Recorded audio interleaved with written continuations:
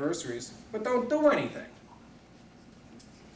A lot of the national environmental groups are old organizations. They've been around for a long time, but they haven't kicked anybody's butt in anybody's recent memory. You know, they hang in there the safe way. Membership and structure and leadership development go hand in hand. Once you reach the realization that, gee whiz, we're going to have to be around for a while, our organization is going to need to have some sense of longevity to it. We're going to have to put aside the myth that we can disband after a victory party at the end of next month. We have to start paying attention to organizational details, like what comprises membership, who gets to make decisions within our groups. A lot of organizations twist themselves up in knots out of concern that they're going to get infiltrated, that somehow the chemical industry or bad guys in some fashion are going to pack our organizations and take us over. I mean, wouldn't it be nice if we dealt with that in advance by dealing with the concept of membership? What does it take to be a member? How do you get to vote, for example? Most of our organizations don't pay a whole lot of attention to that, and instead we worry about how we're going to get taken over. And solve that problem pretty quick by having an established process for actually becoming a member. Also solves a lot of your fundraising problems too, when becoming a member also needs a financial commitment. Structure. When I was at CCHW, we used to describe the common forms of grassroots organizational structure the following way. For those of you who've seen me do this before, please bear with me. Mary Lee did say, do one-on-one for those folks who haven't seen this before. So, bear with me, please. The most common form of organizational structure we see in the grassroots environmental justice movement is a thing called a shrinking pyramid, which is usually comprised of the person who started the group, usually in her kitchen, 5 or 6 close friends, who comprise the executive council. It doesn't have that name, but that's what it is in truth. And the founder usually becomes president for life, right? And the 5 or 6 folks who met at that kitchen meeting become the board for life. And then you got the rest of the people who are occasionally called upon to have their bodies move from one place to another, right? And over the course of time, especially if the fight drags on, this is fine if your fight's only going to last for a couple of months. It's very efficient. It's not democratic, makes no illusions of being democratic. All the decisions are made up here. You're using the rest of the people as the shock troops, the warm bodies, and dictatorships are very efficient governmental structures. And if you're going to do a blitzkrieg, might as well do it Hitler's way and just, go for it, right? You can win real fast using the Hitler model of the pyramid. However, if your fight's going to drag on, you're going to find yourself probably with this phenomenon,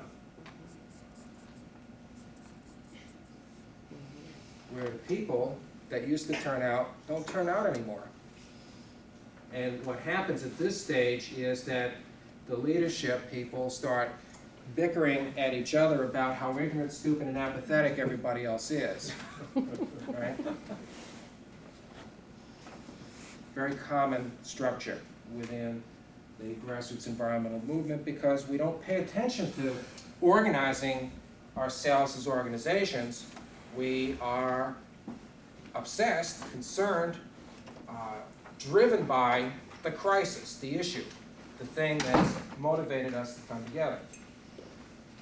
It is difficult, as all of you are sort of sitting here saying, is this what we've got? Very difficult to change this. It is a painful process. There's a book that I've been reading called If You Don't Have Time to Do It Right, When Are You Going to Have Time to Fix It? that's essentially the challenge that you face, is having to now invest time and a little bit of pain in the process of fixing it. I'll just quickly give you a couple of other organizational models that we see. The Green Party and Birth First and a lot of the sort of Birkenstock, Bean Sprout type organizations use an organizational model I call the tambourine. It's a collective, you know, everybody sort of sits in a circle, and after the chanting of Navajo songs and such, there's this process of like trying to figure out what we're going to do next. Problem with the tambourine model, which some of us see, a lot of student groups use this model, is that it's a closed circle, very difficult to get into. Nobody's really in charge, and because of its structure, it's designed to sort of go around and around and around and around. A lot of our groups use a sort of amoeba model. Well, there's no structure at all. You just sort of have people doing their own thing, and some of them are sort of like afraid to even give themselves a name, because they'll say, well, if we have a name, then the bad guys will do something to us. So let's just operate like a bunch of guerrillas, and hope that that reason and righteousness will somehow prevail. Amoebas can have a lot. Amoebas are a very essential part of the food chain. You know, they do a lot of important things in our environment. Yes, sir. But all three groups that you've shown, don't they all have their practical purpose? Any one of three or all of them utilized together can achieve a lot more than just one method that you're showing. All right, there is times when you want to be a scattered group where you can't be identified. There's times when you want to be uniform and identifiable, so because there's power in numbers. But if you can sit there and figure what time do you need which one, and appear to be the one you need, isn't that actually the way to go? Well, all organizational models have their pluses and minuses. All organizational models have their consequences. And organizational models are generally, one would hope, done with some careful thought and deliberation. You make a choice about what your design, your structure is going to be based on your long-term needs. One of the things that I always preach is the necessity of thinking through what your organization's history is likely to be, and then try to figure out a model, a structure, that's going to best serve your needs over the long haul. The tambourine model works very well for the groups that practice it most frequently. It makes sense for them, given their vision of where they want to go and what they want to accomplish. It works very well for them. The pyramid model is actually an extremely efficient, even though I am troubled by its lack of democracy, but it's an extremely efficient model for dealing, for example, with finding a proposed facility that a reasonable analysis tells you is easy to beat. Finding a waste management dump proposal it's a very efficient model to use the pyramid to fight that, because it is a quick in and out, and an organization can get a lot accomplished undemocratically but very efficiently using that model. Organizations that are going to stick around for a while ought to be thinking about how they can take the best elements of these types of organizational models and glue them together. One of the models that we preached when I was at CCHW, we called it the wheel, and it was a functional as well as democratically oriented model, and essentially called for groups to think through the jobs that need to get done within their organization, and very frequently they would include things like membership, public relations, fact-finding, raising the money, and X, whatever else. And setting up working committees that that put people's talents to work. This large body of people that sign your petitions, or respond favorably to the phone calls, or turn out at public meetings, or come to public hearings, each and every single one of those people is an asset to the organization. Each and every single one of those people, if you talk to them, would probably reveal some talent that the organization could use. An organizer's got to be thinking about, how do I take this wonderful human being I just talked to, who's got this skill or this talent or this drive or this interest or this energy or this available piece of time, and how do I plug that into the organization? Unless we've got a plan, a structure that permits us to plug them in somewhere, that person's going to end up continuing to be a body in the crowd who eventually ain't going to be there anymore. Because they're going to be thinking, you know, Bill or Mary or whoever is going to cover that for me. I don't need to be there anymore. All right? So having a place for people is critical if we're going to get people involved. It also is critical to make up for our losses. By losses, I don't mean people getting shot or whatever, but the fact of life in organizations is that people come in and people go out. 1 out of 10 people are likely to stick around for an extended period of time, but 9 out of 10 of them cycle in and cycle out. You know, so organizations have to keep replacing people, right? So where does the new talent come from? It comes from your general membership, where you have a plan and process for doing leadership development.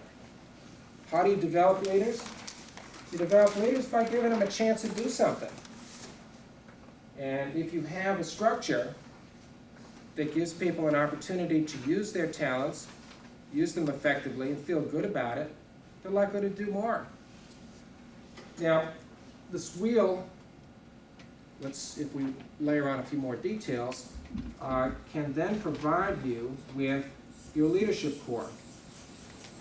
In one community that applied this structural concept to the max, what they did was they had their 5, and they did have 5 working committees. They had each one of the 5 working committees select by their own internal process 2 people to sit on the organization's executive board, which met on a very regular basis for the purpose of coordinating the work of their 5 working committees. These 10 people would sit and essentially compare notes on, you know, what the fact-finding committee was finding, and how the membership was coming in, and how the publicity was playing in the media, and how and what dirt they were finding on the bad guys. And in that executive committee, they would chew over, what do we do, you know, with our progress over the past several weeks in our committee work. And they would usually feed back out to the working committees marching orders. Okay? And on a very regular basis, in this particular instance, they did it every month, they would have general membership meetings where everybody got to take part in what was going on. Everybody got to hear what was going on. A lot of recruitment for the working committees took place among the general membership. They would oftentimes turn out as many as 1,500, 2,000 people at the general membership meetings. And this is in Newcastle, Pennsylvania, population 15,000. But everybody got a sense of participation and ownership in this organization. Now, one of the things that they did, which I thought was real smart, and I've since incorporated it into the advice I give to other groups, is they did everything in 2s. Everything got done in 2s. Whether it was a matter of needing to get some fact from the state health department, 2 people would go, not 1. If it meant knocking on doors to sign people up on their petition, 2 people would go, not 1. They had several reasons for doing that. One is they were trying to involve a lot of people. You know, so when you're trying to involve a lot of people, sometimes you've got to double up, triple up, quadruple up, just to absorb all those people who come forward and say to you, gee, I'd really like to help. What would you like me to do? That actually does happen, right? You've had that happen, yes? Mm-hmm. It's a terrible thing to say to that person who comes forward with that gleam in the eyes and they really want to do something, say, gee, I can't think of anything right now. We're pretty well covered. You'll never see that person again. You've lost them. And as an organizer, you just made one of the biggest screw-ups an organizer ever makes. You just wasted a person. You've got to have a place to plug people in. The other thing was that by having two people do jobs, the jobs actually get done. I mean, I remember when the nuns used to give me these god-awful chocolate bars to go on sale. 50 cents they were at the time. And the nuns, Sister Mary Discipline was very, very strict about making sure they sold all the chocolate bars. And I hated that. I mean, first of all, they were lousy. Selling these stupid chocolate bars, I was just not into it. So what I used to do is I'd take my paper money, buy the chocolate bars, and eat them all. And I wouldn't get any more. But the ones who sold the most chocolate bars were generally those kids in my class who teamed up. And two of them would go out and they'd hustle in the neighborhood and they would sell tons and tons of chocolate bars. It ain't a coincidence that most of the churches that do missionary work, the Mormons, Jehovah's Witnesses, etc., send people out in pairs. Okay? Because They don't get killed. well, there's that, plus the doors actually get knocked on. I'll bet you've had experiences where you've asked somebody to take responsibility for contacting a bunch of people, and you check in with them and say, hey, how did it go with that list of people I asked you to contact? Oh, nobody was interested, nobody was responding, nothing happened, blah. You know damn well that they didn't call anybody, that they didn't knock on any doors, that they didn't do jack whatever with the list that you gave them. And you're kind of afraid to call them on it, right? Because it's like, you're going to call this person a liar? No, it's not going to happen. But you pair people up, they hold each other accountable, and actually get the job done. Not doing too badly. We've got half an hour left. One thing that I want to do with y'all, with your permission, is take a real close look at the issue of actions, but we'll get to that once we're done with the list and then shoot it over a little bit. And I want to check in with you to see whether or not we're actually talking about the kind of stuff you came here to talk about. Last thing I have on the list is resources. Organizations do have to pay attention to what does it take to win, what do we have to accumulate, how much cash do we have to raise, how many experts do we have to line up. Hopefully that'll be a very small number.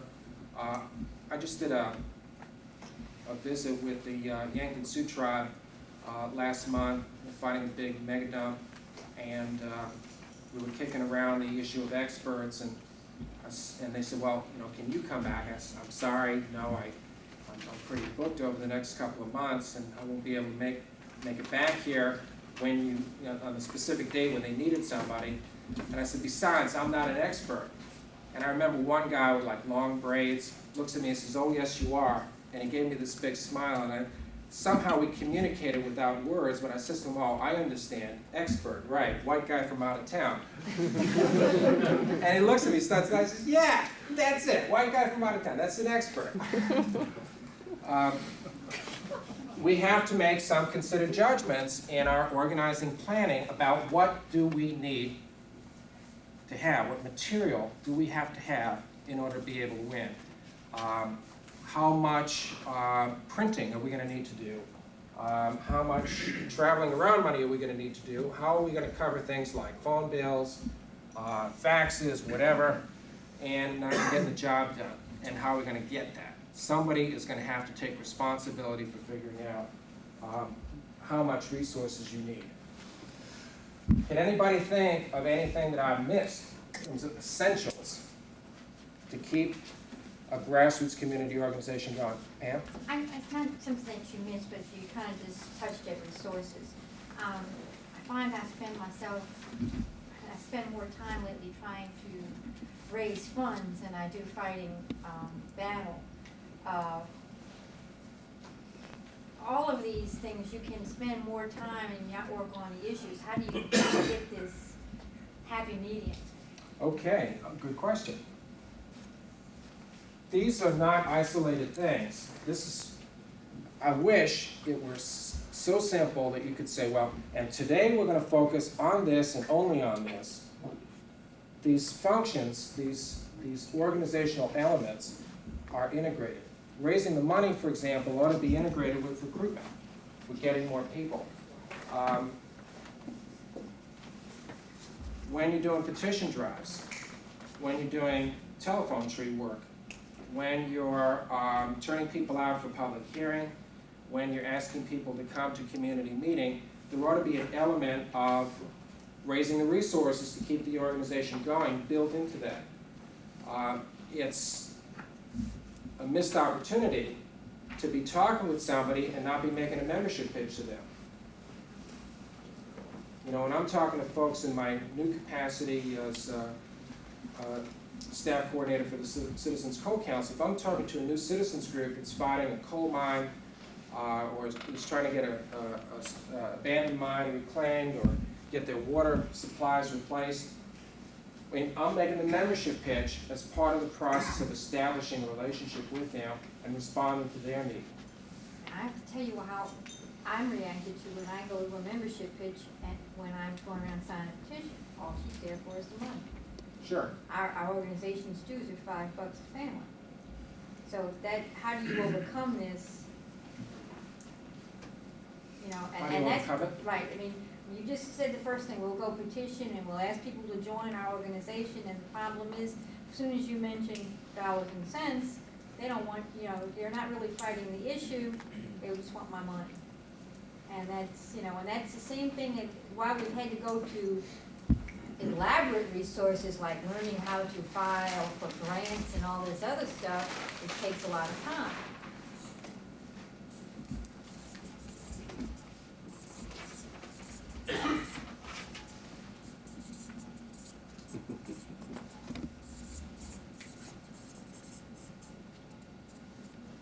Some very smart people, much smarter than me, came up with this formula as a way of training professional canvassers who go out and have a quota of raising anywhere from $80 to $150 a night in upper middle class suburban neighborhoods from people who have no given stake in the issue that they're being asked to contribute to. Amazing formula, amazing thing. Yes, Bill? Yeah, I was a canvasser. What I hear you saying is that to the point you're personalizing. You sort of lost the eye on the prize. That is, I keep thinking of that. Keep your eye on the prize. There's a vision on the other side. And it encompasses everything that Will has here. And sometimes, are you the only one asking for the $5? No. Yeah, but see, don't internalize it. Keep your eye on the prize. It's the issue. It's the issue. I am, we are, this is, we want. And it works. One of the things you've got to say and not apologize for is that we are a self-supported citizens organization. Right. We're friends and neighbors. You and I, we probably met before, or I've seen you around, or I know your friends, and you know mine, and so on. And we're a self-supported citizens organization, and we're coming together to deal with whatever the issue is. So it's like my name is. We are that self-supported citizens organization. The reason why I came by to visit you today is that we're signing people up to take part in a fight that's going to keep our community safe and sound, protect our children's lives, and ensure peace and prosperity for all. What we'd like you to do is, and there's got to be sort of like an A and a B action step, some action step related to the fight, and some action step related to the organization. Will, another aspect I think is the rejection, the feeling of being rejected. I think the comment here about let your issue always be larger than, don't slow down however many rejections. Bear in mind too, the business we just talked a few minutes about pairing up. I didn't want to sell, even though I feared systematic discipline tremendously. I felt better about buying the chocolate bars myself than facing the rejection. Because I really hate it when people say no to me. I hate it. I've been doing this work for years, right? And you would think that after 25 years of doing this kind of stuff, I could handle people saying no. I still hate it. Always have. It's the worst part. I know exactly what you're talking about, Pam. It hurts. You know, and you get angry and frustrated. And it's like, what's the matter with these damn people? Don't they understand? You know, these ignorant, stupid slobs. These, you know, it makes you crazy. It's one of the reasons why. I really like to a go, lot of but I don't people pair have up. the time. You know, or this, you know, here's my $5, but Yeah. go away and don't. You know, I'd really like to help. That's what you get. Yeah, the essence of organizing is that one-on-one contact, that one-on-one, and being a pest. I mean, what I learned the hard way is that one way to get people to do stuff is to reach the stage with them where they find that it is less painful to do the thing than it is to have to deal with you. Fred Ross's point about reminding is the essence of organizing. You know, how many of us have tried to do meetings where we really needed to have a big turnout? I've heard people say this to me so many times, well, gee whiz, we spent $500 to get a full page ad in the newspaper, nobody came. Well, did you ask them? Well, we put an ad in the newspaper, but did you call them up? Did you knock on their doors? Did you bug them? Did you do all of the different things? Well, we put an ad in the newspaper. Well, we spent a lot of money, and nobody came, even though it's the most important issue since, you know, the decision to create individually wrapped cheese. You know, the essence of organizing is reminding people. I would suggest that reminding, a synonym for that is bugging. Persistent. That's the reason. I don't take no for an answer from anybody until they actually hit me. Then I'm sort of like motivated to maybe not ask them anymore.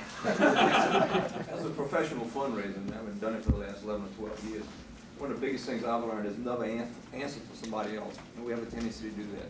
Oh, they won't give because, or they don't want to join because, and we start answering for them, and we have to stay away totally from that. Otherwise, you'll always end up on the minus side of it. I used to go crazy when people call me up on the phone at CCHW and say, well, you just don't understand. Our community is different. Everybody here is ignorant and apathetic. Apathetic. There's no such thing as apathy. In this country, people have been taught by their experience that that the little guy gets ground down. You know, that you're useless and worthless and nobody listens to you. Nobody votes in elections anymore. People are very fried on democracy and on the democratic process, and there is a heavy dose of what's the use, you know, scattered throughout the land. Part of what we're about in doing this work is rekindling a sense of hope and reinventing democracy. Not reinventing government like Al and Bill are doing, but reinventing a sense of hope and democracy by building that from the bottom up. And we can't take no for an answer, and we've got to be able to penetrate those barriers that are both real and perceived in the people that we're trying to reach, you know, and go for it. Yes. I can't see name badges. You first, then you. Oh, okay. The first thing I noticed when I walked in the room was your reminding quote. I mean, all that, you know, we all need to hear it again, but that reminding, one thing that I did and I didn't get to complete because I had the whole New Orleans area is when these mailings went out, I started calling down the list. Now, I only got to, you know, a fraction of the list, but of the fraction that I called, some are here. And of the ones that didn't come, because most of them I called did not come, I know they at least remembered the mailing. They remembered the Lean as an organization. Some of them I had a conversation with that had been on the mailing, and I sent them a membership form. And anybody that's here that's not a member of Lean to help us pay for these mailings that they did or did not get needs to be a member of Lean. and to get, and that's why I bugged people in the hall. I mean, I bugged you again at lunch to fill out that form with your state rep and state senator. Bugging is the essence of it, and you know, Pam has spent almost a lifetime bugging, and she needs help to get someone to bug with her, but every time she hits that door, even though they tell her no, the next time she goes, they might remember her and tell her yes, or it'll create an image that at some point they may spontaneously do something on their own, because she has talked to them even though they've said no before. The Citizens Code Council, I really needed to recruit a strong board member and organizational presence within the Citizens Code Council from the state of Indiana. And I had a number of folks that helped me do that. In the organizing business, they're called gatekeepers. These are people who might not be the one you want to recruit into your organization, but they're the one who sort of gives you two things that are pretty important. One is permission to operate in the turf where you want to go. In this case, we needed to bring Indiana into the fold and have Indiana part of our organization. And second, they give you people to talk to. And along with that permission, when you go and talk with them, you can say, well, so-and-so, I was talking with so-and-so, and so-and-so said I really needed to talk with you, so here I am. Boy, sometimes you got to go through this incredible, elaborate courtship dance. You know, the first part of it was sort of figuring out who was going to be the greatest asset to the organization, and that was a very conscious and non-democratic decision on my part as the organizer, and then sort of focusing in on recruitment.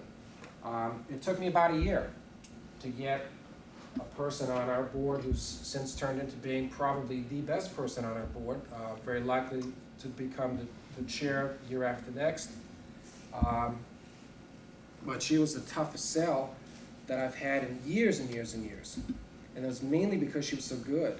And one of her reasons for not wanting to join and why I had to keep after her and bug the hell out of her for a year was that she was so involved in things that her cutout, it wasn't her answer was, I can't take another thing on my plate. I just can't handle one more thing. And what finally sold her, after I got her, I hooked her into some actions. I got her involved in working with our folks. I had other board members doing recruitment calls with her. And finally, we made a contract.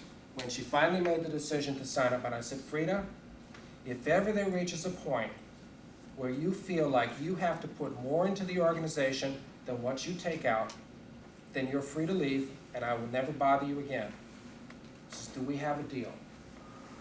And the deal is, you will always, I guarantee, be able to take more out of the organization than what you got to put in. And on that understanding, that undertaking, that contract, Frida Harris became one of my proudest recruits within the Citizens Code Council, but she was a hard sell. Boy, was she hard. And she had so many reasons why she didn't want to join. Every single encounter meant a new barrier that we had to struggle through and break down. But you know, my gut feeling was this was somebody I had to get. Yes, sir. I think something you're bringing up is, here's someone who's signing on, doing actions, and yet you're still developing somebody on the inside. You're sharing the footprint of developing that person with other board members. So it's a constancy, it's a sharing the footprint. It's not just sort of one donation. There are many levels and depths and commitments, and sometimes letting people understand where they are, that they've got too much on their plate, and yet you don't trash, throw them out. You put that on a tickler file in a sense, development timing. That's right. Well, one of her excuses was, she says, well, I don't really have the kind of organization that, like the other organizations with it. After she went to her first action with us, we crashed and we took over a meeting in the Office of Surface Mining in Lexington, Kentucky, and I talked her into coming to driving from Evansville over to Lexington to take part in this action. lo and behold, she very quickly found herself being one of the several spokespeople. Once we had her, we wanted to sort of set that hook. Afterwards, I says, okay, Frida, you ready to join now? And she says, well, I don't think our organization is as good as the other ones. I said, hey, Frida, that's part of the service, damn it. You join the Citizens Code Council, one of the things we do is we help our member groups get stronger. You know, when we finally did get her in, we kept our commitment. And we did a leadership training with her folks, and we found out that she was representing herself as being like this loosey-goosey, amoeba type of organization. In fact, she had a core group of about 20-some-odd people, and she was saying that she was like this, but in fact, she already had a very well-structured, very democratic organization that had a core of about 20-some-odd people. But she wanted it to be better, and we did more leadership development with her. What's the point? The point is that there's a place, and there has to be a place for everybody in our organizations, and part of the challenge is figuring out how to involve people to the point where we're not just simply taking advantage of what they bring, in other words, that talent that they have, or that available 5 minutes per day, that they might grudgingly, after being bugged, budget to be part of your organization, but to get them to make it 10 minutes, to get them to make it 15 minutes, to get it to be more than just, I'll come to a meeting, but I'll actually stand up and say something. An organizer, by hook or by crook, gets people to do more than they think they can do. And a lot of you in this room who have either organized or been organized, and I know there's several of you in this room who have been organized, probably had the encounter with, some smart-ass punk like me, who's pushed them into doing something. Go ahead, why don't you say something? Or worked with you in advance to help you prepare to do something you've never done before. I'm sorry. Yes, Ernie. In the essence of, in the effort to organize an effort on recycling, to get people to participate, just as you said, to get them to do more than they ever thought they would do. The effort that I found in contrast in qualifying 400 families for a company, for a pilot program for them, for recycling, I personally called the people and qualified 400 families out of 535 phone calls. Versus the city, who took on a recycling program and sent out 2,400 mailings to families to qualify 400. And they had to go that many to get 400. They said, primarily because the mayor had a propensity for a Western waste contract and didn't want recycling. Went out of his way to prove that the public didn't want to recycle.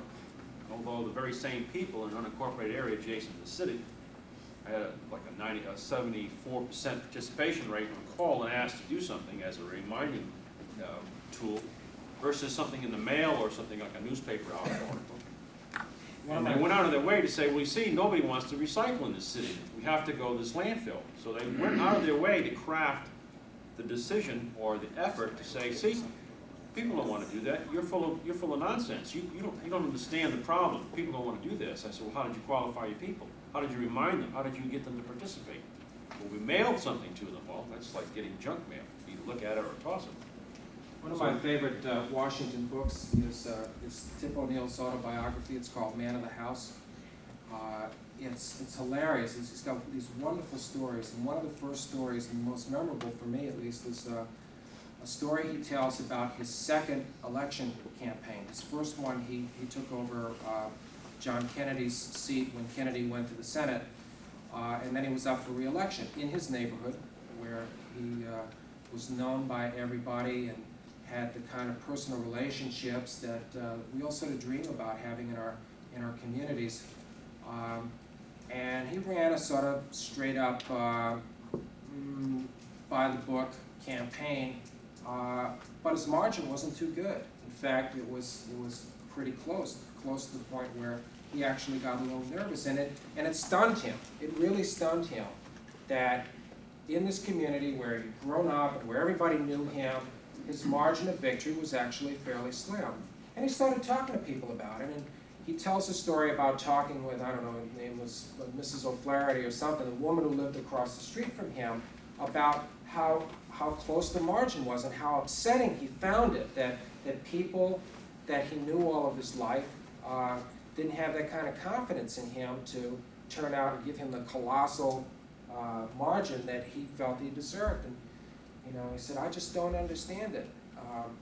And Mrs. O'Flaherty says, well, Tip, I almost didn't vote for you. And Tip was shocked and amazed. He said, but Mrs. O'Flaherty, I don't understand. I mean, of all of the people I thought I could count on, I mean, I delivered newspapers to you, I used to run groceries for you, and this and that, and, our families have been so close over the years. I mean, if there was anybody whose vote I thought I could count on, without, having to ask for it, it's yours. And she says, well, Tip, people like to be asked. Yeah. Let's, we've got about 10 minutes left. I'd like to suggest that unless there are burning questions or problems that you want to sort of chew over collectively, that we move on to talk about actions. And we've got a burning question. Take it. Well, I was wondering at what point in an organization's growth do you start paying attention to the public's perception, the visibility in the community? You sit down, you get a logo, letterheads, you worry about, well, in your fundraising efforts, it's good to have a package, a package perception. When, some organizations do it right at the first, that's the first thing they do, and then others wait to see how it develops. What do you say on that? I would suggest sooner rather than later. It's very difficult to do basic recruitment, to start building a mass base for your organization, to sort of carry out this formula without having something to leave behind. It's very, very awkward to stand at somebody's door empty-handed. Something that looks good. Now that's a judgment call. For a long time, the stuff that we produced at CCHW was raggedy stuff, and it was fairly deliberate. It was both laziness, lack of resources, but also a fair amount of deliberation about having some grassrootsy, and I'm lazy and lacking resources, and also somewhat deliberate. So it reflected that. Ed Benson, one of the leadership folk out of Florida, once wrote me a little note and said, Will, I mean, I understand about this grassrootsiness, but do you think maybe you could shake a little bit of the dirt off the roots sometimes? So, I mean, right before I left, we sort of started getting into the cleaning up our act a little bit, but tried not to depart too far from where we came from. It's an issue, that issue about how slick you want it to be has a lot to do with your analysis of this. What's your vision? Who are you trying to reach? What's your turf? If you're trying to reach middle-class professionals, don't use a mimeograph machine. Use a laser printer. Right? Don't use hand-lettered stuff. Use typeset. It's a matter of the answers you have to your organizational analysis. But when you do it, I think that's a little easier to decide. Because I'd suggest to you it is at that moment where you decide that you got to get a bunch of people together. You got to have something to give them. They've got to have, people have to have some way of knowing how to get in touch with you. It's like, hi, we're the organization that's doing thus and such.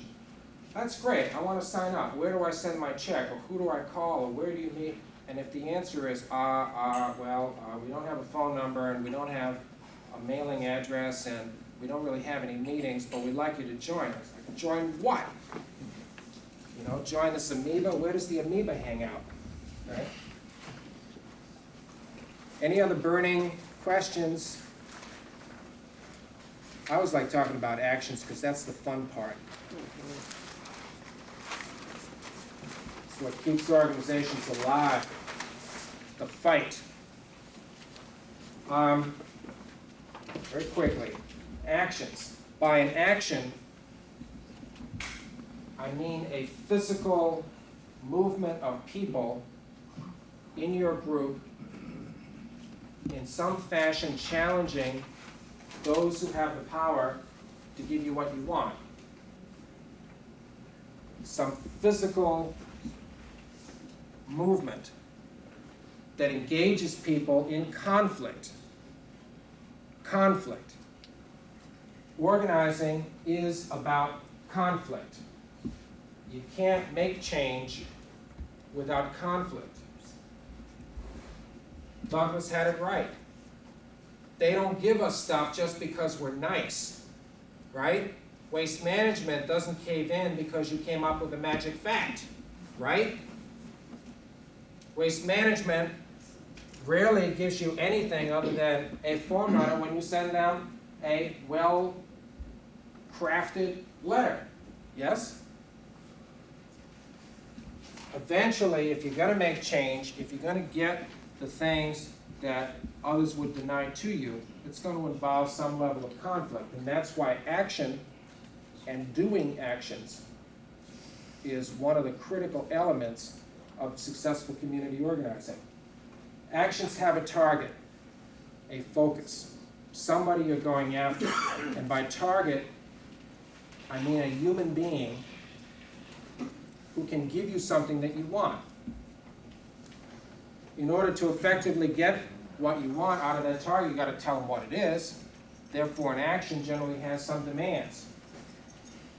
It's got a location and a geography. By that I mean you know where the target is, you can find the target, and you got some sense of how the layout of where the target is, what that layout looks like. I always like to do what I call reconnaissance. You know, sort of figure out what the room looks like, what the place looks like, where the target's going to be. I mean, let's say you wanted to have some words with Governor Edwards, and you knew that he was going to be at a certain location at a certain time.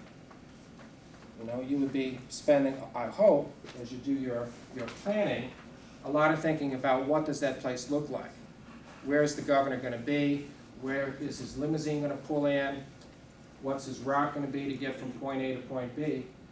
Because that's the only way you're going to be able to figure out how to get in his face. Timeline, of course, being a critical element. Players and their roles. I am amazed at how little time and preparation groups put into doing things like actions, like hearings, like meetings, and so on, in contrast with what the opponents do. You know, before the governor goes and does a public event, you can bet that there were endless hours of staff meetings among his staff where they were trying to figure out exactly how to set the thing up for maximum benefit for Fast-Eddie, right? Yet we might get it into our heads that, yeah, wouldn't it be fun if we went over to where he's doing that ribbon cutting for the casino and gave him a bunch of trouble about our issues. And people try to figure out what that's going to look like the morning of the event, right? And we sort of like pull it out of our butts and hope it's going to work, and then we wonder why it doesn't, why we never get to see the governor, you know, why we never penetrate the security that he's got around him or whatever. Good actions always take into account what I call all sorts of what-ifs. One of the most horrifying, as a community organizer, one of the most horrifying things, what-ifs, that we always try to factor into our planning is, what if the enemy surrenders right away? You know, what if we go in there and the target says, come on in, let's sit down and talk about this, and then proceeds to promise you everything you came in to demand. I always found that to be one of the most horrifying things going, because then you don't have any more fight. What you got instead is a very smart enemy who just diffused your whole fighting spirit and sent you away with a bunch of promises that he ain't never going to keep. What did you accomplish in that action? Usually you get what's happened then is you think you've won, but you really got your butt kicked, which happens from time to time. You can go in with a contingency of the what if for the checking on it. Yeah, well, in the specific instance like that, what we generally do is come in with some written statement, almost like a contract, for the target to sign. If they're going to give us the promise, we're going to get it in writing, with some enforceable timelines, some contract about, okay, when do we check in and who do we check in with to make sure that this actually happens, sign here, and usually with the media going click, click, snap, snap, film at 11, sealing the deal, making sure that there is some accountability built into the concession. I'll do it, but I'm not gonna put it in writing. Mobile Oil, 1991. Then I would say to Mobile Oil, when you make an agreement with your contractors, do you always do it on a handshake? I mean, aren't serious commitments committed to writing? Are you serious or not? If you're really gonna do it, put it in writing. If you're not gonna do it, and you refuse to put it in writing, then we know you're not gonna do it. You know, is this the way you guys do I don't have the business? authority to do it, Ah, speak for the corporation, and then you're lost and a target of, you know what that is, Pam? That's wrong targeting. Right. That's a target that was picked, the wrong target was picked. Can't get you what you want. Right, person doesn't have the authority, that's not a target. Sort of like, well, one of the things that you want to do in an action, by the way, just as an action tip, is make sure that you are clear right from the very beginning whether or not this person can deal. And you ask questions like, what is your authority to speak on behalf of X, the company, the agency, the whatever? And if the answer is, well, I'm actually the public relations specialist, and the governor asked me to come and hear your concerns, and I can convey them back, you know that you're dealing with a stooge. It's like, okay, thank you very much for coming out, but can you please get us somebody that can actually do something, you know, terminate the conversation, because you just got dissed.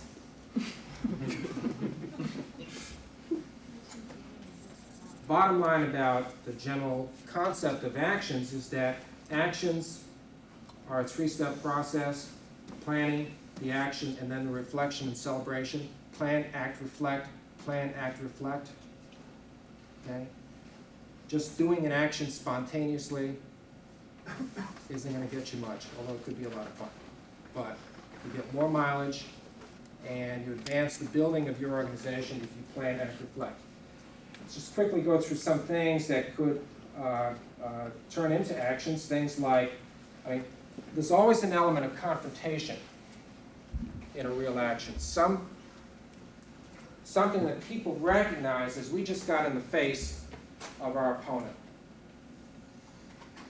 I was at a meeting a couple of weeks ago where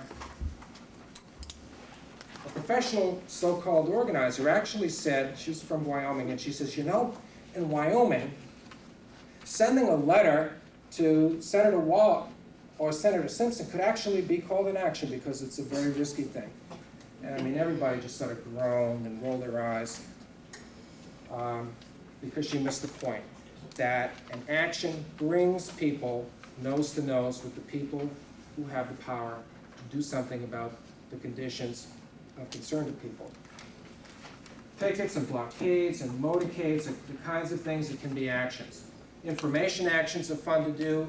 One classic story, just to give you an example, you know how we're always getting stiffed on getting information? People say things like, well, you can't have that, or in order for you to have that, you're going to have to pay 50 cents a copy and wait 3 weeks, or whatever, stuff like that. Love Canale used to run into that kind of stuff all the time, and Lois invented a thing called the chocolate action, where if they were able to identify a particular piece of information they wanted, they would go to, and they were denied, they would go to that place, a group of mothers with their kids, and right before going into the place where the information is, Lois and the other moms would give the kids unwrapped Hershey bars. And then they'd go in. And the moms would talk with the custodian of the piece of secret information while the kids are running around the office. Invariably, the agency or the place, the custodian of the information would fork over the stuff like real quick. And because there were permanent reminders left in the office, they usually didn't have trouble with the same place twice. Very simple, very easy. We're in the process right now, you want to adapt to technology too. We're in the process right now, in the past 48 hours, of doing a fax attack on the White House. We've got people all over the country that are sending in fax messages to a particular target, a guy named Bruce Lindsay, who was director of presidential personnel, and was sending this guy faxes, just bombing him with faxes from all over the country because he has to make a decision between a prince of darkness and an angel of light to become the next head of the U.S. Office of Surface Mining. There's a scumbag and there's a great person, you know, who are now sitting on his desk, and he's got to make a decision in the next 2 weeks. And we're making sure that he understands that there's an element of pain involved in making the wrong decision. Okay? So we're making it very clear to him that he does the right thing, or else the president gets embarrassed. But you just said your actions needed one-on-one. You know that they don't read those faxes. I mean, it's come out in public things that those faxes don't mean anything. We got a fax number that is on his desk. His own, the one right on his desk. He called yesterday and pleaded with my colleague to stop. And we very politely told him that, you know, when he makes the right And decision, then you guys they were will stop. one-on-one, then when you called and pleaded to stop, okay. Yeah, we talked to him first, put him on notice, gave him the demands. Now we're doing the action. Now he's trying to negotiate. And he either surrenders or doesn't surrender. There is a plan B. I mean, we've got B, C, D, E, and F. It's an action that's in the context of a plan. And an element of pain is being felt. I mean, he was feeling like a stuck pig yesterday. And he wants it to stop, which is a good sign.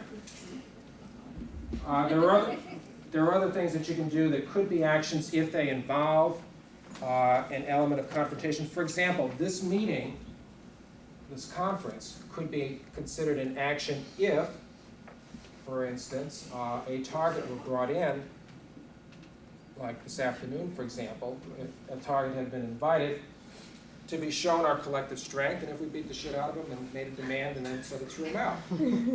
Back east, where I come from, annual meetings generally do have a target.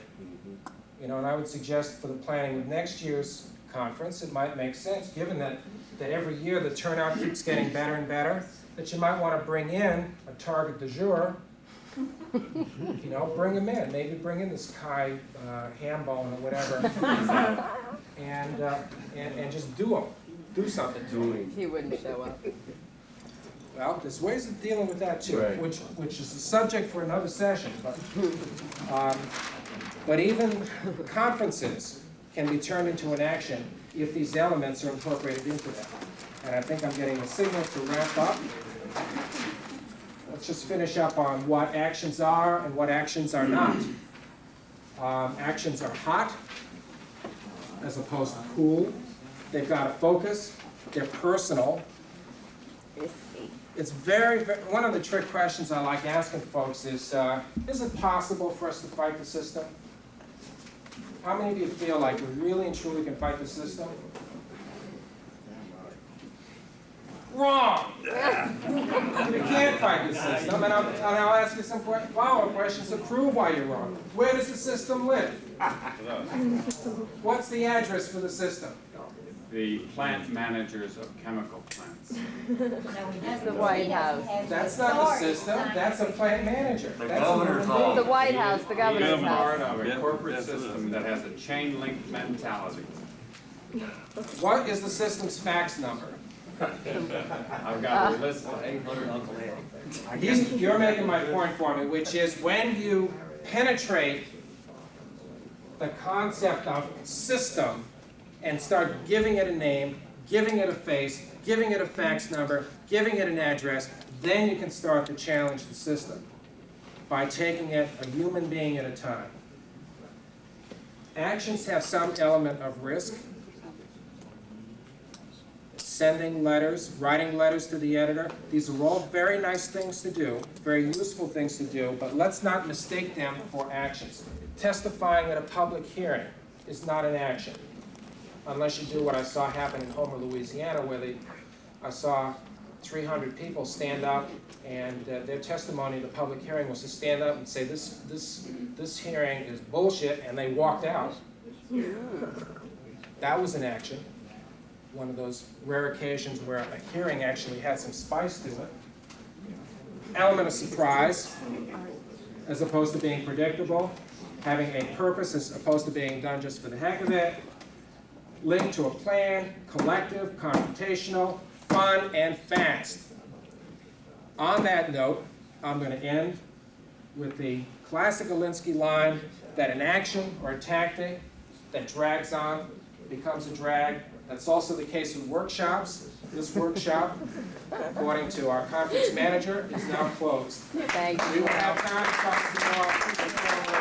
Thank you very much. Everyone, we're getting ready to start in the next room. It's back in the main community ballroom.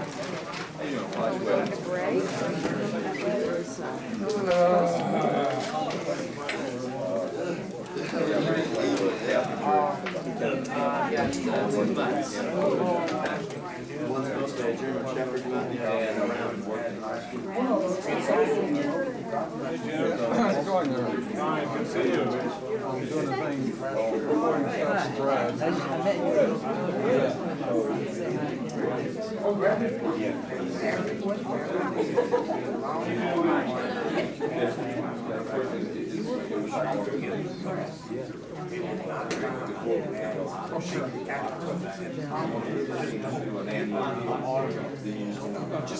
Just so we're clear about it, it's just that that's not an action, but it is very useful stuff to do. I mean, we're doing all sorts of different actions and including stuff that's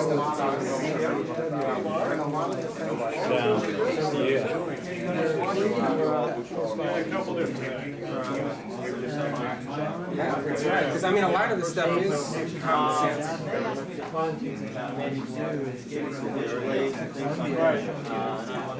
I was talking to Willie, get some Willie's junkie slides. Try and blow them up,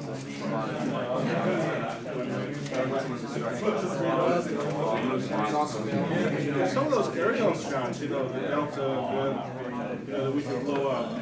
So anything like that, we can,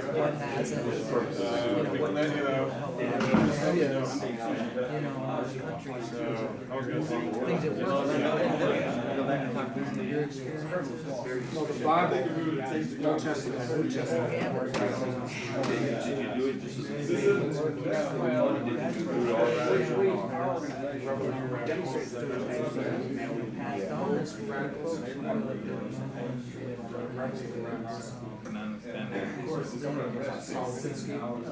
So I really look at keep crossing paths today, man, maybe you can get their rules and sit up, just talk. That's gonna be so good. You look at yourself. Available, brand new editions. Or to, you know, without a formal structure, but always Which it does, say, yes. you know, what's going on. But just because, what reason was like a memory of any one kind of sound. I wish we helped, you know, but that's really not what it is. But a lot of, Yeah. That's the basic thing. You belong to say lean, and because it was lean, even in 3 then you can set up a sensor and say, hey, here's what it is. try to make it more rules and regulations. That's what I was doing. It seems like our,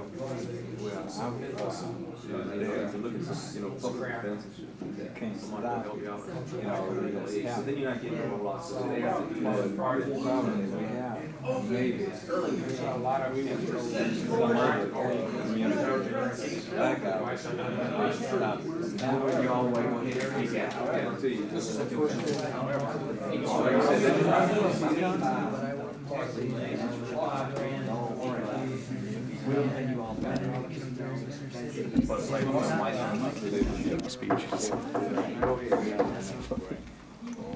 We'd like very much to welcome you to this afternoon's session on rivers, and how appropriate to said it should be in the ballrooms, the Bayou Levy room. There you go. I first met Bill Redding about a year ago, and this very dynamic person who is multi-talented and has many interests, has been concentrating his interest in the last few years on something that's very near and dear to him, and that is rivers, particularly the Mississippi River and its tributaries, and how appropriate this should be, because after all, Bill is a real river person, born and raised in St. Louis. And he is currently with the Sierra Club Midwest office, where he is the project director of Mississippi River Basin Eco Regions. And without any other comments, I'd like to turn it over to my friend, Bill Redding. Thank you. This is always a pleasure to come back to Baton Rouge and see Willie and Florence. I've learned from Willie because I got them into something earlier. I am the program director of the Sierra Club's Mississippi River Basin Eco Region. The uniqueness, it's where we live. We're talking 41% of the fresh water. We're talking the 4th largest river basin in the world. There's a river in China, the Amazon, and the Congo are larger. It encompasses 33 U.S. states and 3 Canadian provinces. We're talking over 100 million people living. And arguably, this is the most industrial developed place in the world. So therefore, it's the most devastated place in the world. This is the place where we feed the world with our grain. Hall capital of the world. But I like to think of it in other terms also. Appalachia, sunrise, Rocky Mountain, sunset, Sojourner's Truth, John Steinbeck's Raft, Carl Sandburg's Arms of Chicago, the Illinois Prairie, Willa Catter's High Plain, Woody Guthrie's Our Land, and a Rocky Mountain High. This is just some of the flavor of what's going on in this region. And we as the people who shape it. One of the first things I did when I took this job with Sierra Club, I too worked in a community organization, Missouri Coalition for the Environment. In fact, this is how I met Mary Lee Williams and the folks at one of CCHW's conferences in Washington, D.C. Paul right down, George Baggett right down the line. It's been quite an education for me. I really would like to subtitle this The Natural Cycle of the River. And as some of my Native American friends call it, Mother Highway, with the utmost respect. And they, for the most part, they didn't live and don't live in floodplains. But we tease them that they have bad immigration policies. That's why they're fixed they are today. You have to understand who the original boat people in this country are. We have, in the last couple of years, we've been working on something that's very important. I think it's very important because the ramifications, what can come from the Mississippi River Basin Alliance, astronomical. With folks like Darrell, Mary Lee, Florence, Willie, and others down here, we're able to put together a group of something like 40, 50 organizations, ranging from garden clubs in America to Louisiana Nature Conservancy. Sierra Club, Isaac Walton League, Peace and Justice Center, SOC, Gulf Coast Tenants, etc. Minnesota Project, Indigenous People Environmental Network, etc. right down the line. We have put this organization in place. And we have given ourselves some challenges that are going to be very important as far as the restoration of the Mississippi River tributaries and the impacted communities of the river.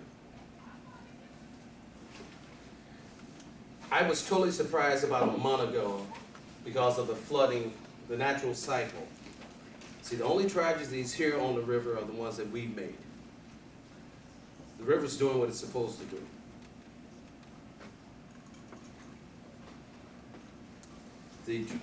The flooding has been mind-boggling to me. The places I grew up with, knew the landmarks. When I returned to St. Louis, I didn't know them. I was totally amazed.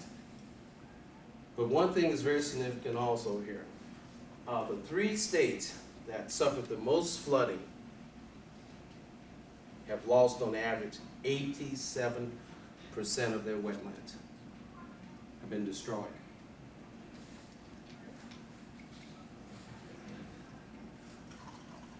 I'm going to pass this around.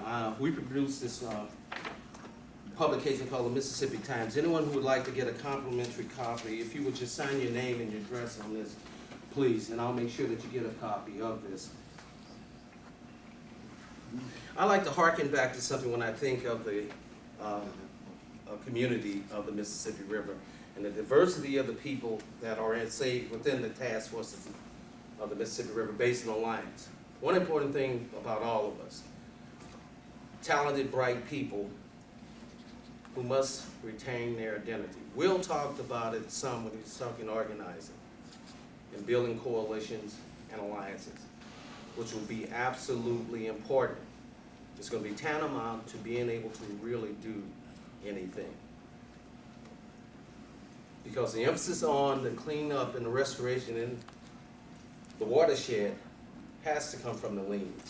It's got to come from those alliances of the Mississippi River Basin Alliance, the Quad City Alliance, which are hunters and fisher people, Fish and Wildlife Service, agricultural people, farmers, the real farmers, the ones who are locked into a system. Because the same attitude and malignant thinking that would distort and destroy habitat, like over in the swamp, it destroys community with the same disregard, victimizing us yet again. And the river particularly, if you come down the river, you see who's fishing on the river, you see who's eating the fish out of the river, and its assistance and the necessariness of this way of life. This way of life is really in concert with living with the river. And this is what we need to do. Live in concert with the Mississippi, because we're not going to control it. We can attempt to, and then we have things like this flooding. We can constrict it, we put levees here, levees there. Then we have the Raccoon River back up, because at the headwaters of the Raccoon in Iowa, they got rid of the riparian habitat. But even in saying there are some very creative things going on, like communities are being moved. Soldiers Grove in Wisconsin is an area that was literally, in 1978, packed up and moved to a higher land. And it's a successful. Once moving them to higher land, they did other things like energy conservation. And this is a sufficient community today. And doing this flooding, people from around the country and the world came and wanted to see Soldiers Grove. And it was quite simple. It's a floodplain, we have to move. But the interesting place to me is a place called Prairie du Chien, the island of the dog. This is where the voyagers, when they came over the Great Lakes, came down the Wisconsin River, and came to this beautiful place where the Mississippi River just rolls around in something that maybe 10 feet deep. It's a series of islands and inlets. And they settle right there. The blockhouse is still there. But what's also there is remnants of the town that they had to move off. Because this is the beginning of the Upper Mississippi River Wildlife Refuge, which is one of those collective partnerships that we need to seriously look at if we're going to do the restoration projects that we need to do. Well, in saying all this, how does what's going to happen in Minnesota and what's going to happen in Wisconsin, how's that going to affect the people in Allison, and how's that going to affect the people in Louisiana. Why should Willie, Darrell, Mary Lee, even Linda's well, be a part of an alliance? Why should we care about the upper Mississippi River Valley, the Tennessee, the Red River, or any of these? What is the correlation here? How does this work? It works simply that we have people here, diverse group of people, but the issues are the same. The issues and the concerns are the same. This is where people have chose to the most part live. This is where people have been. This is their point of identity. This is where they're doing their part as far as participatory democracy. I remember reading once about signing of the Declaration of Independence. After they had signed the Declaration of Independence with the coral snake of racism and slavery under the table, this person asked Dr. Franklin, what type of government do we have? And Dr. Franklin said, a republic, as long as we can keep it. Most people don't understand this, but Ronald Reagan did one thing. He did one thing when he came into office in the 80s. He revised participatory democracy. From the Great Depression on, Roosevelt came in and government began doing things for people. And the more government did for people, the less people were involved in their own government. And so we get to a point today that people really actually believe that they elect someone and that should be it. I elect you, you go there, you do what you're supposed to do. But then we lose that part of participation and participatory part of that, pardon me. But then, behold, we also had something that really skyrocketed at that time too, and that was the participation in the environmental movement, primarily led by women. And I, for one, think one of the successes of the environmental movement has been the participation by women who didn't need to put in place a structure and a bureaucracy to get in the way of doing what needs to be done. Would sit at a table. It's very difficult. You can get some men sitting at the table, other than if you have some brew on the table, and really figure out a strategy that this is what we need to do. We don't know what we're doing. We're not going to worry about it. Nobody's going to help us. It's going to be up to us to do this. Through my 15 or so years working in this is what I found. The women I've worked with, the women I've worked for, and the women I've learned from in doing this. This is the way it was, and this is the way it is today. The energy. I have a position in the office of intern. Nothing but the young women from the university come over, want to be part of this. Want to be part of being the associate editor of Mississippi Times and doing and helping develop policy work. It's unglamorous. Not to say that there aren't young men that come and participate also, but this is something that struck me all through this, is to see this happening and seeing the point that they choose to participate.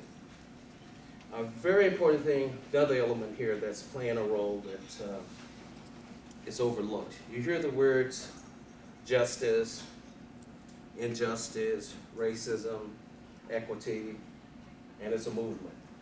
I seriously question if environmental justice is a movement. I don't see a Rosa Parks on the bus.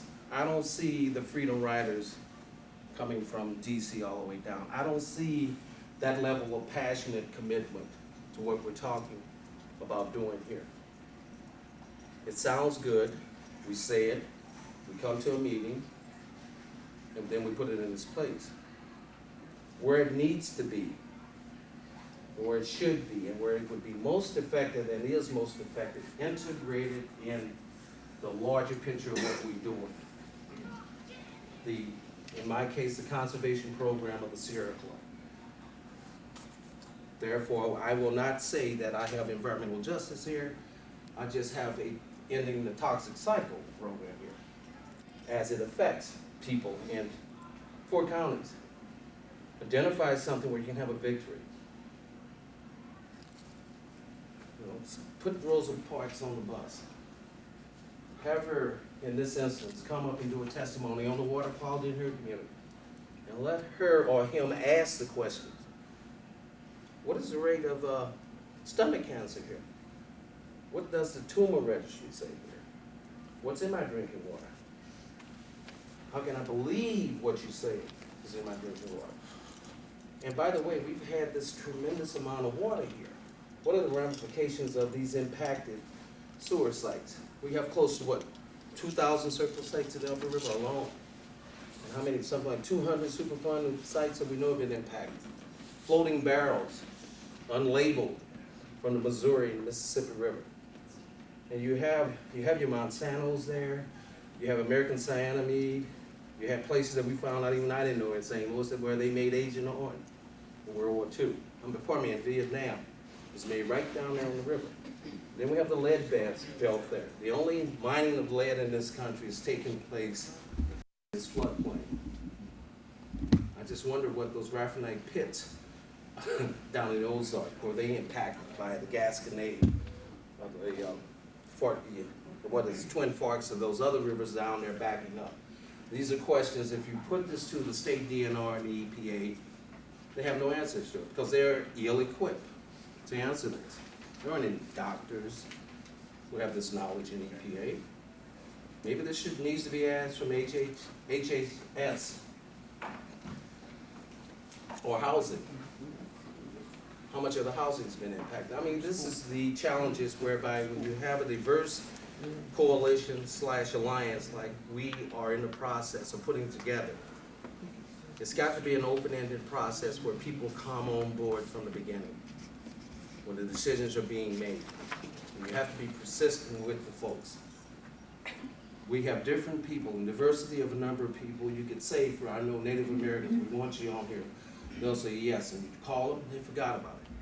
You have to keep coming back to them, practically lead them to the table. The same thing with Hispanic Americans, particularly in Chicago. I had the experience to go down and talk to the Mexican Americans in Pilsen. And so I put a little agenda together.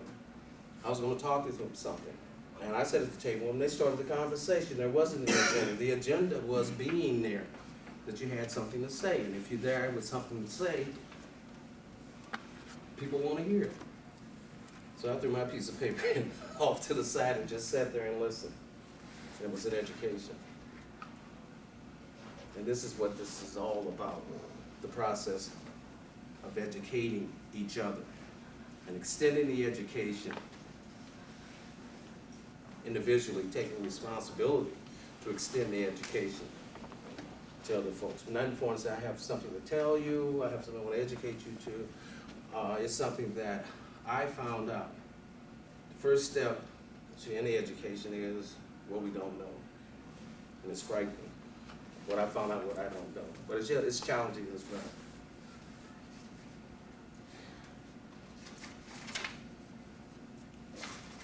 We also in the Sierra Club have launched a program. It's in the centennial, as Will was talking about earlier, the Sierra Club was 1992, 100 years old, John Muir's birthday. We have divided the country up into 22 eco-regions. That's from Alaska down to the Gulf of Mexico and the border with Mexico. Of that, we're in the largest. And we've undertaken 5 global challenges, as this is the way we must look at this. The challenges in no particular order are population, sustainable economics, the commons, which is the atmosphere and the oceans, wild places, and ending the toxic cycle of which impacted cities, health problems, housing, etc., right down the line. If we would over-analyze it, we would clean that up right now for us, everything. And it was clean, it was ready for them to come back. So what would those people come back to as far as employment, education, and those other things that are part of the human experience, and those things that impact the community, that stabilize the neighborhood, and give us an identity. and give the community identity, to the state the identity, give the nation the identity. Anyway, back to the ecoregion. And we have impounded with this large ecoregion steering committee, which Daryl's a part of it. And I just asked Daryl today, I said, well, look, Daryl, could you help me out? I need you to write me a summary of impacted cities. Well, this is something Daryl's been talking to ever since I've known Daryl. And most of you know Daryl longer than I have, but Daryl's been working on impacted cities, impacted people in their everyday life, not only environmentally. I ran into a number of people 15 years ago working on this issue, and I was asked, but does it have an environmental component to it? Yes, I think hunger has an environmental component to it. Education has an environmental component to it. So this is our challenge, and this is what the charge that we've given ourselves. And the strongest component throughout our ecoregion planning, because we're doing the same thing on the Great Lakes, the Appalachian, the Rocky Mountains, the Interior Highland, the tall and short grass prairie, the forests of the Northeast, the forests of Canada and Alaska, the Gulf Coast, shores, etc. down the line. So I think I'm going to maybe stop at this time and have you ask me some questions. If I can answer, I'm sure Willie can answer, or Daryl, or Florence, or maybe me. You said we're in the largest ecoregion. What, you talking about Louisiana? No, I'm talking the Great North American Watershed. Oh. There are 5 primary watersheds making up from the state of Western New York all the way down to the confluence of Missouri and Ohio. That's the Ohio. The upper Mississippi begins there and goes all the way up to Lake Itasca in Minnesota. You cross Missouri to the Missouri River, then you run up Council Bluff all the way around to the Lakotas, and then all the way back west to Madison, Gallatin, and Jefferson, where the Missouri River began, just down the road from Great Falls, Montana. Beautiful place. Then you go down to the Rocky Mountains, you take in Boulder, take in Denver, and then go down and take off about maybe 15% of the northeastern corner of New Mexico, then head straight across the panhandle of Texas into the Red River. And there's the Arkansas that swings up through Kansas, and then swings right down to Arkansas. It spills into the Mississippi, and then of course we have the Tennessee Valley. It does its loops and covers places. That ostensibly is the basin. Yes, sir. About 20 years ago, some of the first hearing testimonies I did were on the subject of relocating New Orleans because of its vulnerable position to floods. Even with this new flood here, I don't see that we're any closer to that. As long as we have New Orleans sitting there and the people of New Orleans pretending it's not going to happen, I don't see that we're ever going to take the pressure off or the momentum for stopping the levee building and spillways and all the sorts of things that are just counterproductive. Do you have any ideas of how to begin to get through to the people of New Orleans short of a disaster that would drown? Well, something's happening. I was at a meeting with the Fish and Wildlife Service as Shoreline Conservation people and people of the Alliance, and we were looking at the issue of the levees.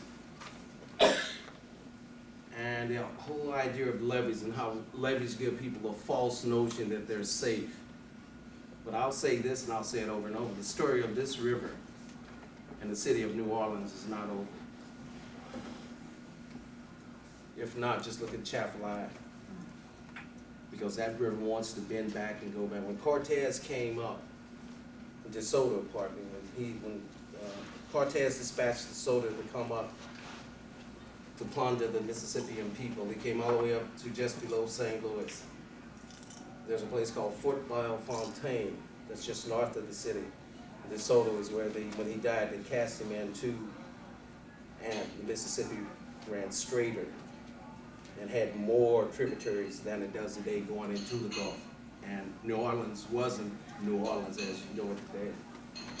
So I say we have to look at the levees and devise a strategy and not subsidize deviant behavior, like moving into this floodplain. 1 out of every 6 person who was flooded out don't have flood insurance.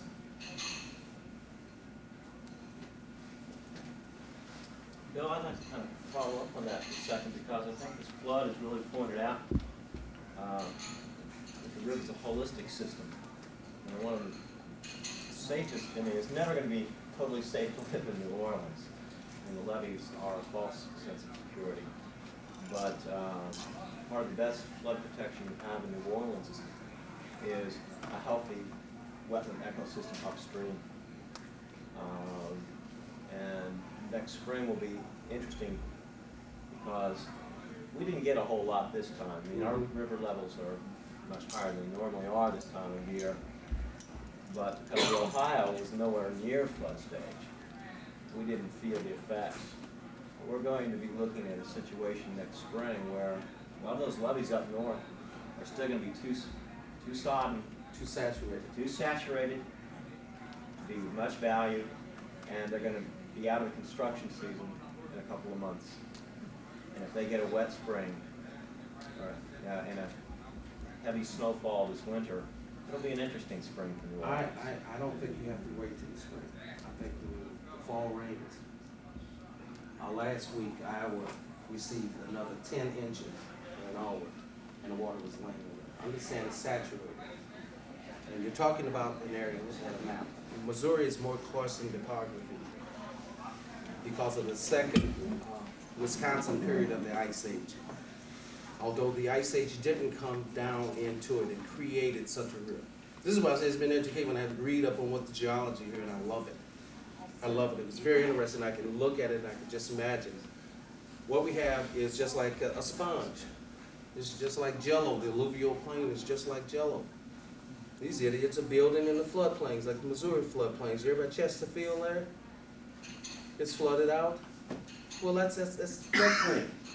It goes 100 miles back towards St. Louis. People don't have to be in there. But they deemed it was prime land, so they had a commercial levy build up. This is the levies that they want us to subsidize. And we don't have the money. He's talking 5.6 billion. I bet anyone in here is 20 and counting. It's 20 and counting. And one thing about the 20 and counting that's very disturbing to me is, where are the people of color, like the people on the reservation at Benimini and on Red Lake, and the people in East St. Louis? You would only think that it was white people who were flooded out here and displaced. East St. Louis was missing part of its floodgate. Paradis Rocher is another little small town, historic as it was. It was affected by that floodgate missing and taking some of the pressure off. Water rolled back around on the levee that I had Florence on. Were you there with us, Daryl, on the levee? You can tell them about you were on the levee too. You saw this. You know the area. We went up on Cahokia Mound, the largest mound in North America, right? We climbed up on top of this mound and we looked all around. But if you were on that mound, you would see nothing but water all around you now. So this is when we were talking about they built this probably not for worship, just to get away from the water. Yeah, this is what this is about. This is the thing about it. When we had our thing, we were able to bring some people, Daryl, Florence, and I forget Lee, came up and we stood up on it. We did a round robin. We went to an area that looks like Mogadishu. It's been neglected. We thought we were going into Beirut. Right when we turned it in, there was Monsanto. Oh, by the way, Monsanto asked me to apologize for saying that they were polluting the river. In the wheel session, I was laughing about something because I did something in '88 when I was with the coalition, why they probably did that. I wrote this big list of things that I wanted to see when on the Sarah Title III. I want to see this, and did a certified letter to Monsanto over there. And I got all sorts of phone calls. I said, nope, I don't want to talk to you. You apply, man? Nope, talk to you. And while they were doing that, we did the same to Mobe, which is another chemical company in Kansas City. He created a big stink. And people got really upset that these people were upset that we were asking something that was totally, that was the reason for the right to know. And the more they hollered, the more I loved it. So if you like this one, they say, well, why don't you stop this? I said, oh, you think this one? I said, you jumped on this one. Let me see if you jump on this one over here when you get to this. It was about to go down in Tulsa, because they were having problems. They say, enough's enough, y'all, don't do that. Please don't do that. But it just points up something, the things that's going on here. The questions aren't asked because people aren't thinking this in total. And you're absolutely right. The Corps has, is in the process of letting out 300 contracts rebuilding this levee with the same paradigm that helped create the problem. I think we need a new paradigm, and we need people like the Alliance and other people saying, now wait a minute, we're not going down the same road. They can have this station over in Vicksburg all they want and say, this is a model, this is why we're going to be safe. Sure, I heard the same thing for Colonel Craig and some of the other people on the Mississippi River and the Missouri River, locking down 2026. And they say, oh, well, we'll do some mitigation. We'll come up with some wetlands. Sure, you'll be able to come up with wetlands to take the place here. So, but it's got to be the partnership that you bring the farmers in up front. You talk to them. You don't tell farmers what you're going to do. You ask them for their opinion on what's happening here. And they probably may not come right out to tell you, but I like the way they say things. Well, what's happening here, the water's running off the land. It needs to walk off the land a lot slower. And concrete and rolls, it's not inducive to absorb water. Things like that. The sophistication that will rule the day here and be of use to all of us. I thought I had heard that there were at least a few small voices saying that things shouldn't be rebuilt just the way that they were, and that perhaps the levee system should be evaluated. Is that not happening, or? That is happening. 4 weeks ago at the University of Wisconsin, they had a large floodplain conference. They had the scientists there, of which Don Harker was there as well. He was participating.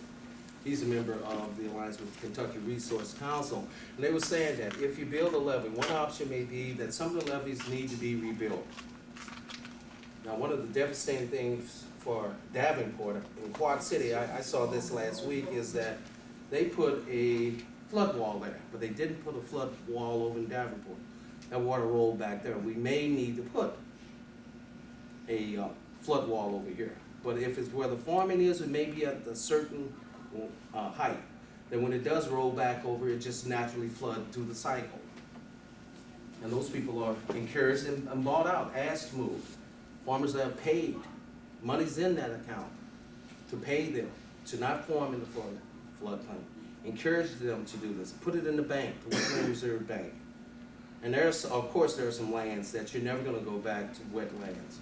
But look at what type of development you're going to put there. Is it going to be energy efficient whatsoever? When we barge up and down the river, it sounds good, but I would question anyone, I would argue with anyone that barging is more subsidized than cutting in the national forest. Factoring in the cost of the levees and the repair on the levees, the locks, the dam, and the navigational aids on the river. We propose $1 inland, that they keep that in the appropriation bill. This $1. 2 weeks before this began, we were arguing, say, look, keep this in here and let this, if we run into these situations, we'll have monies available to help people. We won't put this pressure on FEMA. Because we've been in a 5-6 year cycle, beginning with Hugo, San Francisco, right, Andrew, right down the line.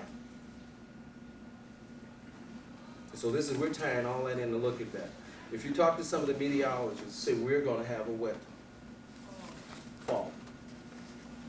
You talk to some of the Native Americans, and they tell you, yes, the rice crop wasn't good, so it's going to be difficult.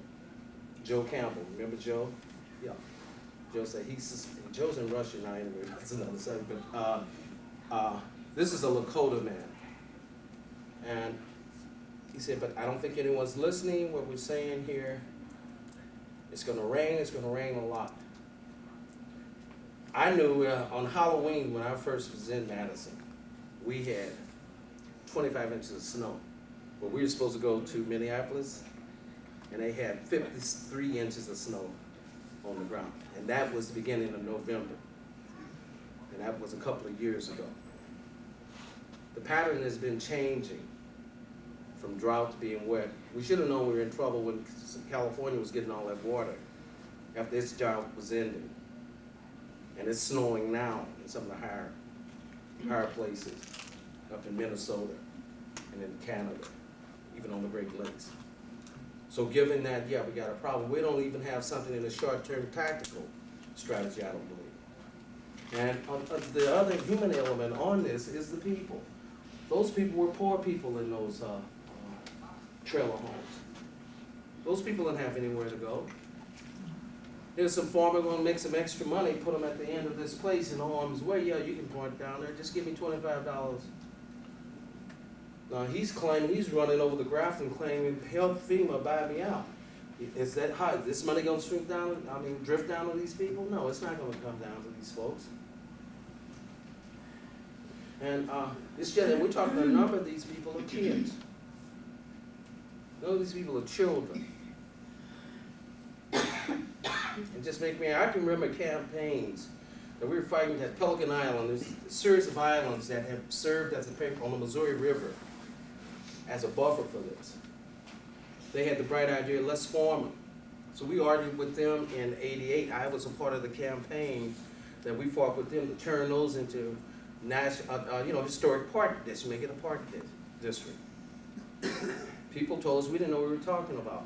And I look at what you were showing me there, I was telling you, Darryl, that's where they were at. They would have, because it was wooded and so forth, they would have added as a buffer, a sponge to absorb some of this water. But it was corn.